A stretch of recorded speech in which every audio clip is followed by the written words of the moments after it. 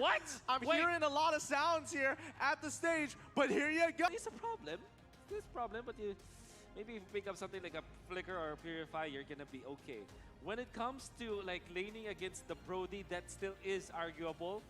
I would hedge my bets on the Brody still just because of the fact that Brody has got a stun, but the ensnare, that's gonna be really good against the Lancelot in the latter portions of the game. You still have your frontliners, right? You still have this formula coming up from the Todak side where you have the Yuzhong, you have the Matilda to cover the front lines for you while you sit down back. But the problem is, this is Rrq that they're facing. Well, we'll just have to see what happens here. The draft has been set. Ladies and gentlemen, one more time, hashtag Malaysia Bole or hashtag Indo Pride, because that is a very interesting pickup for Todak. It's just, I don't know. I didn't expect to see it here at M3, but Todak, they live by their mantra, Todak Langar, and they will keep moving forward with this. But now we're understanding that at the very least, when Yums is going to be playing towards this bottom side, he's going to be babysitting Mia for as long as possible. Let's see what happens here again. It's going to be Todak just going at it, run here, back at it again though. Look at that, R7 just being such a nuisance. He's actually rotated from the bottom side of the map all the way to that top side, and he's being a nuisance. Formace can't really go anywhere, but he's actually going to use the Phantom Splash all the way to the backside. Clay caught a bad situation, still able to flicker away, but now it is just a lot of resources burnt up. Sin has rotated as well. No kills just yet. And you know, honestly, same goes for Momo here. He's trying to interrupt the farm of Albert so he doesn't get that early level 4. And, you know, honestly, Formace, it's interesting to see the fact that R7 is sacrificing a good amount of EXP, but, you know, he manages to soak up a little bit of the mid-wave, in fact, to kind of even it out at the end of the day. He's not falling behind, so that's really, really good from Rrq. And for Todak, what they need to do is just to secure the farm on this Mia. Chico, guys, we might see him snowball if ever. He's got the, obviously you can expect damage output, right, coming out from the Mia. What you don't expect from him is like mobility. Oh, but wait a minute, final blow to the backside. Clay is going to be targeted instantly. The Phantom Flash comes in, but Clay is still able to outplay for now. Comes in, but it's going to be Finn coming in with the trade. R7, he's looking for something here as a Black Dragon form has been popped all the way there. Oh, Albert, he's getting caught, and Albert might die here. The shield's coming in, but the Feather Edge strike to finish him off. Momo now gets kicked to the backside, but is still able to survive. A 2-for-1 for Todak, but Rrq gets the turtle. Okay, so they traded Turtle for a kill. That's not too bad overall. It was kind of interesting to see how this eventually came together, but Chiku still needs a little bit of the help. Every time his support system goes away, oh, Zin, he's looking for the trade.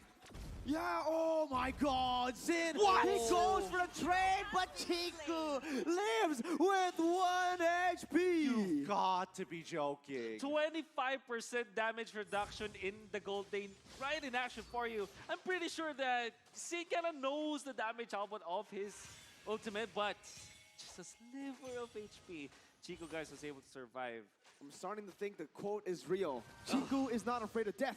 Death is afraid of Chiku. That is right. It's hard not to believe here, and even for me, it's shocking. Wait, Chiku, he might get punished here, but it looks like Vin, he sees the rest of the backup coming up. He doesn't want to deal with it overall. Oh, wait. Oh, wait a minute. Immobilize coming in, and Sin gets picked up once more. And now look at that. Albert goes into the backside still with a lot of damage follow-up. It's going to be Albert picking up the kill. No purple buff. That means he does not have the mana to go for more. Makes me wonder if the ultimate of Chico, guys, the ultimate of Mia, it's a debuff or cleanse mechanic to it. I don't know if that actually removes the passive of the Brody. Obviously, it removes stuns and whatnot, but how about the passive of the Brody where you get stacks with the lightning, right? Yeah, there are a lot of questions left unanswered. Again, Albert jumps in all the way, uses the Thorn Rose, taking a lot of health from Yums, but not getting anything off of that rotation. Well, so far, based on what I can remember the last time, I'm not entirely sure if they've changed it. We haven't seen Mia in a very, very long time here. I don't think it does get rid of the stacks here. That's right. And now we're going to see Yums going attack on Vin. Oh, for the airstrike has been popped. Vin can't go anywhere, and he's going to be able to juke out once more with Yums coming in, but Clay is right there for the backup, gets his captain out. So much has been said about this Mia, but Todak, actually, if you're looking at their other heroes, their combo with the Farsa is just way too good. Like the Circling Eagle really sets up for that kill. And obviously Momo's Black Dragon form and all the setups can be good. Now, if you're looking at the heroes, additionally, there's a lot of chain stun potential in them, which kind of makes it difficult for this Lancelot to even be confident. The difference is Rrq Hoshi has got this reset mechanic of this Luminous Blast.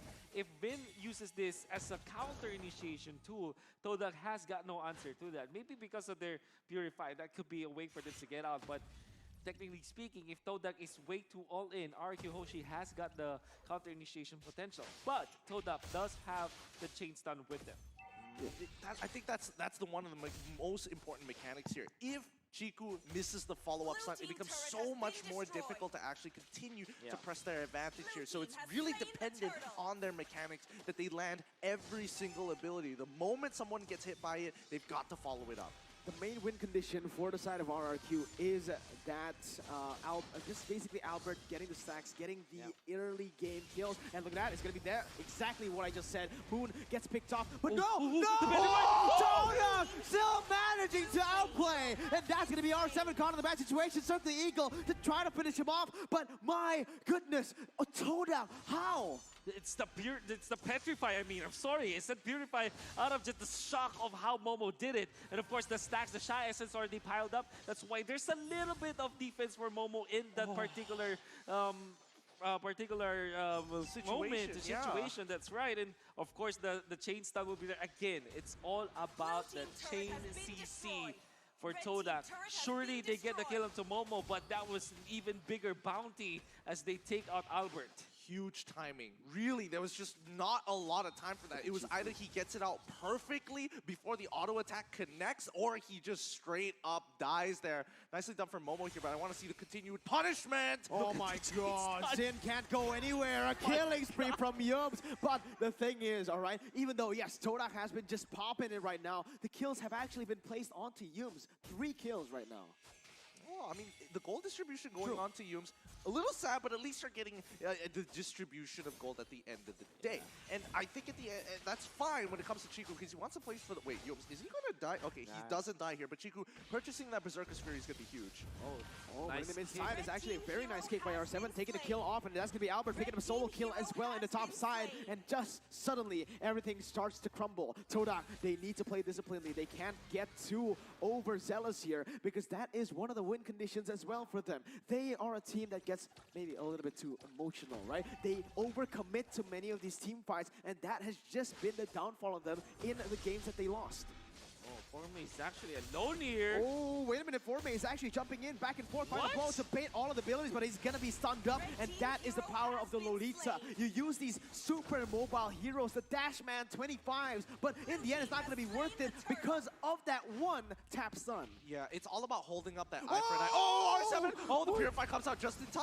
Momo goes in for the Purify, one of 2 members. What we saw was RRQ engaging, but what we get is Todak coming back. Moon now caught right there on the midst of the real world manipulation as he pops up for the airstrike. Alberto, he just keeps on going back and forth, and that's going to be both of the teams not losing a single member except for Sin. What is this? The sweaty series. Come on, man. Everybody's just trying to outplay each other, and I was really surprised at how Momo all of a sudden was there, pops the Petrify combo once again, gets a kill onto Sin. And that is an important kill for Todak. Nevertheless, Rrq Hoshi are recovering. There was a time where the golding for Todak was about 2,000, and they got a kill onto Momo. They got a kill on Chiku, guys. Eventually gets the turn, a good turn of events for Rrq Hoshi. So now they have recovered. It's an even game at this point. Oh, wait a minute. Yums actually goes in for the circling ego onto Vin. A little bit aggressive there, as again, they don't really have much to offer here in terms of the follow-up just yet. Albert, but okay. This is getting ridiculous. Chiku, guys, 1 level ahead of Brody. He has been farming like a monster. You can hear the giggles coming in from Gideon as, oh my god, Albert, what the heck? He just tried to go for that, but finally realizing that, okay, maybe it's time to chill a little bit. It's conditioning. It's all about conditioning, and both teams are doing it really, really well right now. They're trying to force the other person to break under this pressure and give that respect.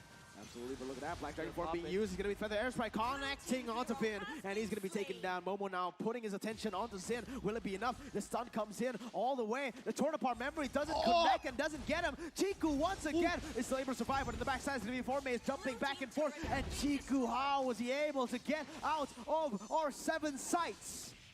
Does have the cleanse mechanic with the ultimate and gets out the way of the dragon. And what really is surprising for Todak is the way that their composure is there. Instead of just backing out, they commit the Black Dragon form onto the Lolita to take them down, knowing that it is the counter initiation from Rrq Hoshi. Afterwards, when the Eve popped the ultimate, they just went in for the Electro final blow.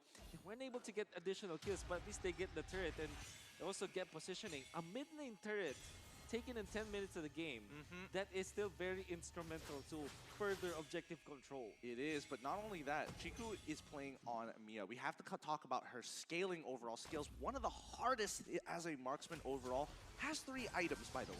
Yeah, and a wind of Oh, nature. R7 actually connects on the Chiku Go, but it's going to be Mia still able to kite away. Now R7 caught in the bad situation, is forced to run away. But look at Chiku, he's hungry. Look at Sin, he's dead. And look at Albert, he's going to go in under the damage and will be able to take out Moon. Now 1 for 1. It's going to be Albert jumping back and forth once again. Gets a double kill and still finally saves RRQ in the madness as they will be able to pick up a 2 for 1. That's beautiful coming up from Albert. Did you see that? Utilizing his teammate against him. He went into dash and puncture onto Yums and then eventually gets into that Yuzhong, and Chico guys need to get back out. Yeah, but look at Albert, he's jumping in with the help of Finn. We'll be able to pick up an unstoppable. Formaze now rotating and turning around onto Albert. Still able to run away for now. But Execution will be able to take him down. R7 now coming in with the Way of the Dragon. We'll be able to knock him down with the stun connecting. Oh my god! The Guiding Wind gets him out. And No, he goes back in! Formaze! He still manages to survive, but in the end, it is going to be Clay picking up the kill. Zin taken low, and the damage, the fights, the craziness just keeps on going. This mid lane is a battle pit. It's literally a gladiatory arena here. Exactly. Formaze had 2 decisions at the end of the day. Either go dash backwards to the safety of Moon or dash over the wall and buy 1 more seconds to get his Electo final blow back up online. Oh my Wow, it came down to 1 dash there. It came down to the with this, Todak actually amassed about 1,000 gold lead.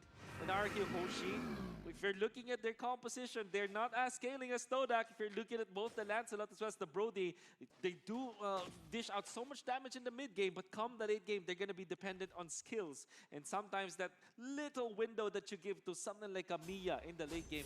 And I mean, I cringe at myself saying that, but yeah.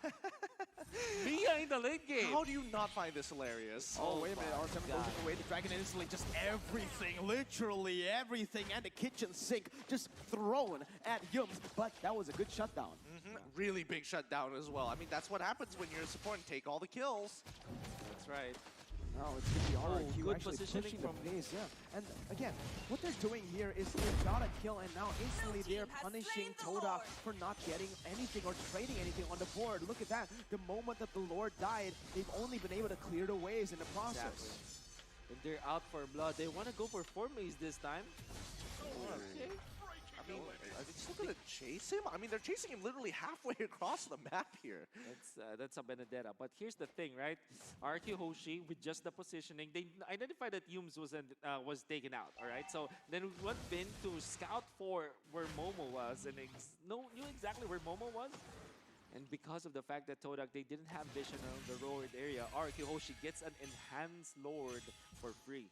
Yeah, and this might be the turnaround, man. The 2,000 gold lead that Todak has built up for themselves has just instantly been turned around. And now with Todak backing up, it is going to be RRQ building now on their gold lead. So quick to it. And this is the RRQ that we all know and love. They just take 1 fight, 1 pickoff, and they turn the game on its head now with the Enhanced Lord popping onto that top side. A lot of pressure has just been relieved off of them to make some plays. Moon already forced to use the wings by wings very early on in the fight. And Formaze, look at him. He's in the midst of it all. no, this is going to be another pickoff coming in. He has a lot of damage, but it's not going to come for anything. This is how RRQ likes to play. They go in and they isolate the members. Yums again, forced to go in, forcing these abilities to come out, and they have just done it. They turn away the 2,000 gold lead of Todak to a 2,000 of their own, but R7, that was a mistake. He went in a little bit too aggressive. Momo goes in, and that is going to be actually been picked off, but the inhibitor tournaments will fall for the hands of Rrq Hoshi. Wait a minute, this might not be Vin dying actually. Oh man, he's really tanky on this Very. Olita. He's just eating shots after shots after shots here. And yes, Rrq Hoshi, one fight was all they need to get back in towards this game, and now they have a structural lead against Todak so far. But Formaze, at this point in time, the only reason why he's dying is the timing of his eye for an eye. If he could time it just slightly earlier or slightly later, it would catch it. And I think it's really coming down to these one-button differences.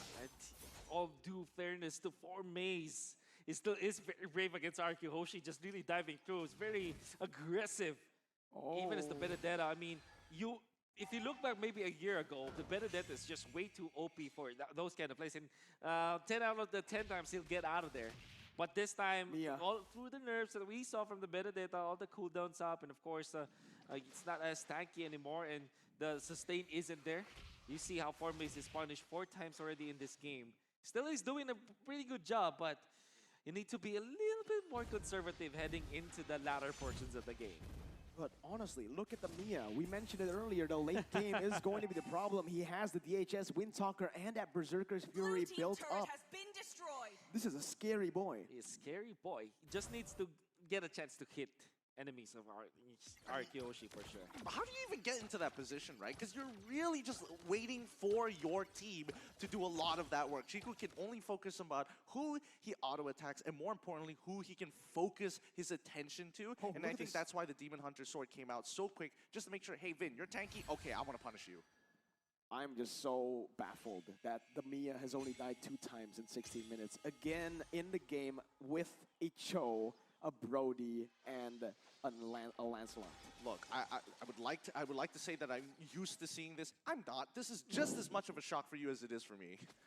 Well, Wolf, you know, at this point, what do both teams need to do? Well, just wait.